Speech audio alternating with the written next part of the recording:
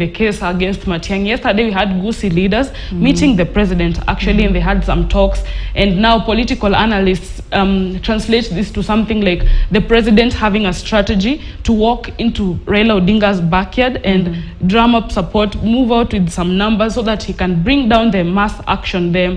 There may be the ripple effect of the mass action, because now Raila has a mass action starting on Monday. Now if he goes into his backyard, it's a political strategy for him to bring it down. So basically we'll see how this will go out, but we have Gusii region leaders who met that, and it is also reported that it is from that meeting, from the resolutions of that meeting, that now Matiang'i was freed and all these charges were dropped. And so basically we'll see how this will develop, what the Azimio team will say about it.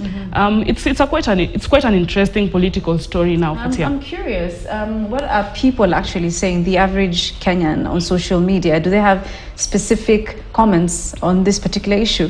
Okay, since it's a political side, it has two sides. It's a political story, it has two sides. Right. There are people who are like, oh, it's time Matiang'i now starts working with the president, he's a good person. And then people on the other side are also saying Matiang'i is a betrayer. And now blames have started coming up. I've also seen a tweet by former agent of Azimio, Saitabao Kanchori, saying that they were the reason they lost the election. So basically it is going to be a big discussion, a political discussion that will have two sides. You'll either be on this side or the other. Right, let's see how that unfolds. Let's talk about now banditry in the north. It's one of the stories that we've done today. And we know that families have been ordered to leave home. Over 500 have heeded to that particular call. Tell us more. This is quite a story. I would say, personally, I would say this is a human crisis in waiting. Because when you tell over 500 of people to move from where they call home, where to? And then maybe we have not heard of any talks of compensation or resettlement to that cause. So looking at the pictures, they are quite, they bring out an emotion out of people, because it's only in such situations, the people who suffer the most are the women and children. So we've seen the pictures there by that story by Rita. You see women are moving, others have nothing. There's this one with a jerry can, and it's really evoking a lot of emotion. So we'll just see how this will come out. But of course we understand the Interior CS had ordered locals to vacate those places. In his statement, he actually argued that these bandits use specific areas with certain type of terrain, like forests, places which are inaccessible in terms of roads and all that. That is where they go and stay, and they camouflage by living amongst the locals. So according to his argument on that statement on Sunday, he was saying, if we remove the locals, then we can now go in there as security officials and fight these criminals. But now where does this leave now, these locals? You know, we have women, we have children, we have people with disabilities. Then it is going to evoke a lot of emotions.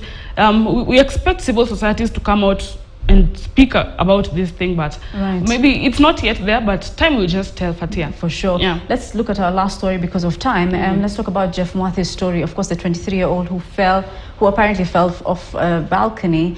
That story has been trending for a long time now. Tell us, what's the latest on it? Okay, so this story, it has been trending for weeks, but it really came out strongly over the weekend now when they're should we call him accused?